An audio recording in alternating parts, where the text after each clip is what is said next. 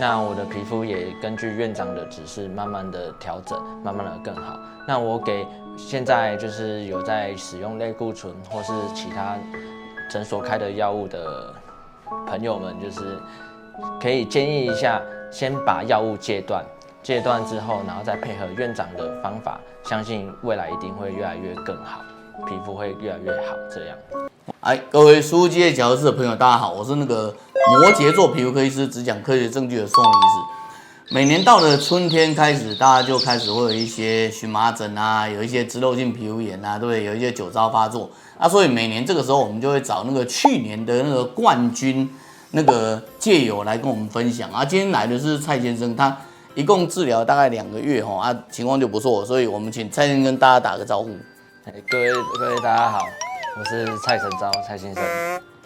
这个频道老戒友都知道了就脂漏性皮肤炎，因为用过类固醇的关系，所以其实它是起起伏伏的。那蔡先生治疗了2个多月以后，到现在为止，大概算是一小波下来了所以我们就赶快请他来跟各位分享一下他的关心与痛苦这样。那问一下蔡先生，你在这个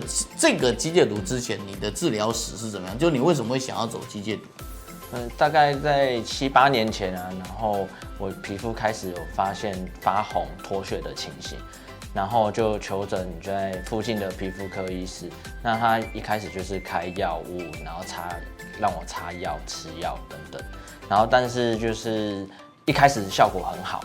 然后最后每当换季的时候啊，他都会就是再复发。然后在近几年来的时候，状况越来越严重，只要擦药过一阵子，一两个礼拜，它就会又再复发这样。所以7、8年前你第一次发作大概在哪个位置？在鼻翼两侧额头。好，所以你一开始就大概在这里跟这里。那个医师应该这是很标准的脂漏性皮肤炎的位置嘛，所以那个医师应该给你脂漏性皮肤炎的诊断。是。那你治疗之后，你一定是觉得没有效嘛，对哈？是。那你前后找了几位医师？大概有将近快10位，有各个的比较有名的皮肤科医师都去看过。好，所以你治疗之后，你之所以会改到机械毒，主要的理由很简单，就是你发现它治疗之后，它的发作频率越来越短。是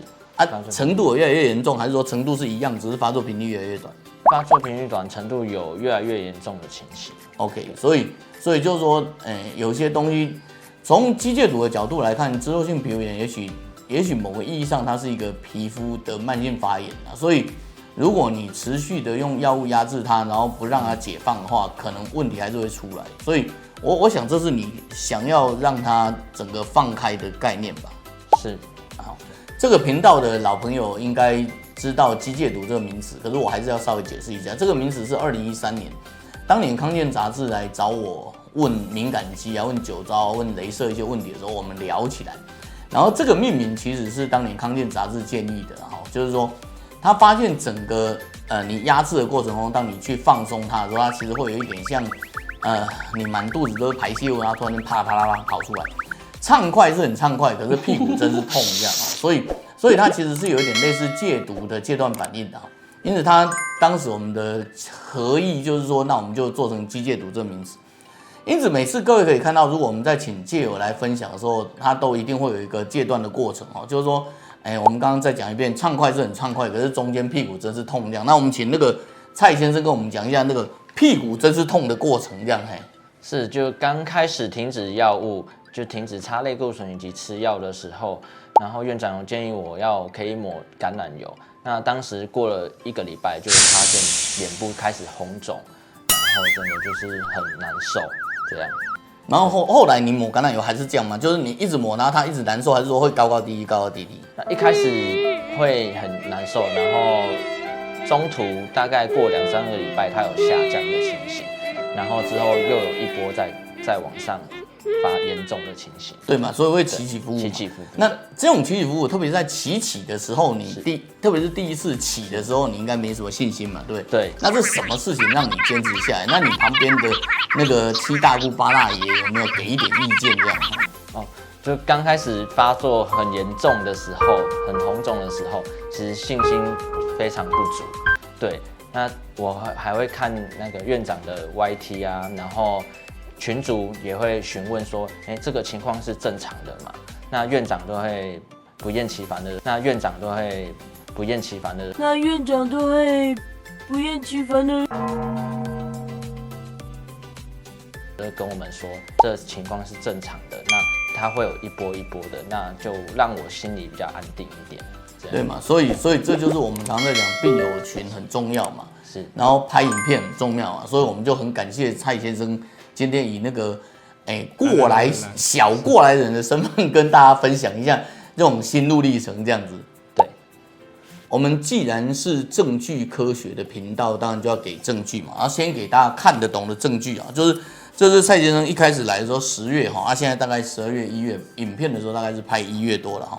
那各位可以看到他的脸就真的是有起一波哈，然后下来，然后到这时候就好很多，然后大家可以看到今天的脸其实又上去哦，就它其实是一波一波一波的。那从那个武士灯的状态来看，可以看到很清楚的，他脸上的角质有剥皮哦，然后后来就又下来。那从50倍是我们跟别人不一样的地方，就是我常觉得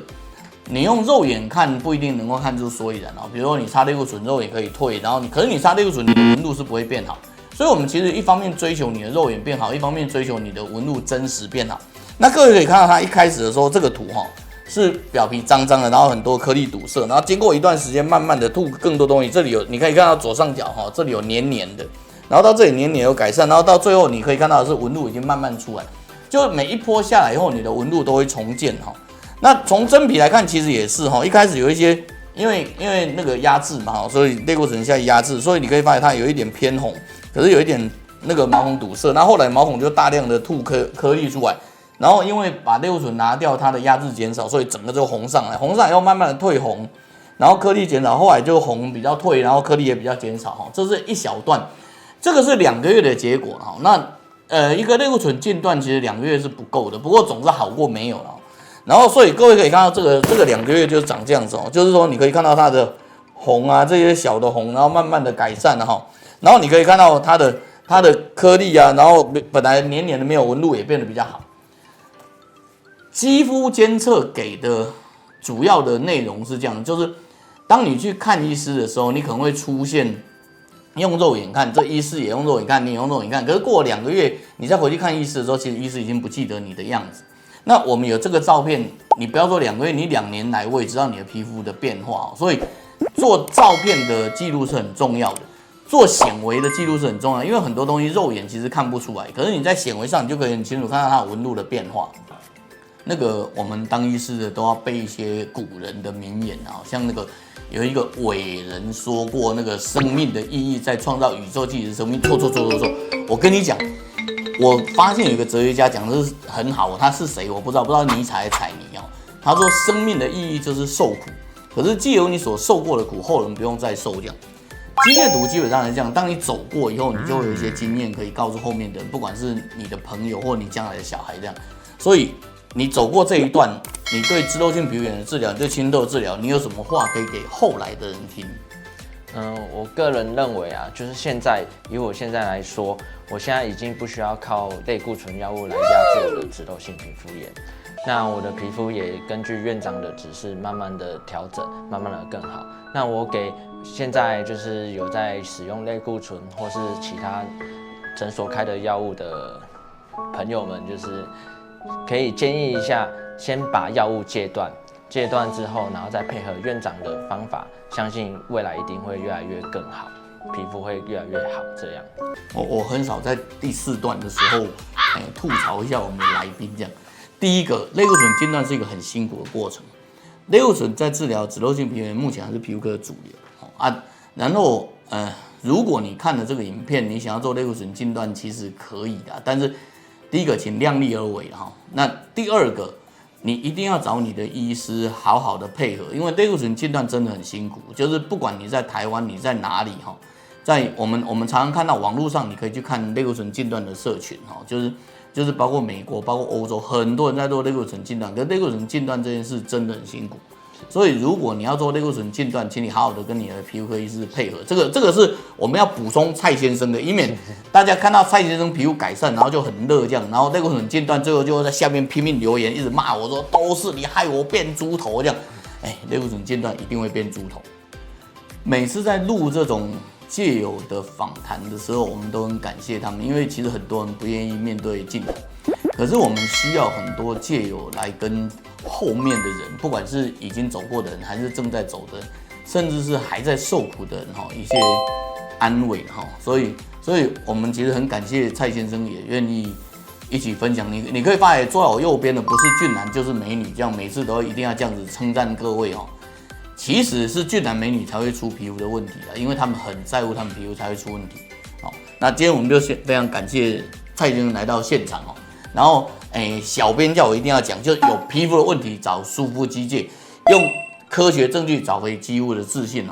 如果各位也同意这个事情，请帮我们点赞、订阅、分享，这样让所有的光能够照到世界上最黑暗的角落，这样好不好？来，谢谢蔡先生，谢谢这个握手是一定要的嘿。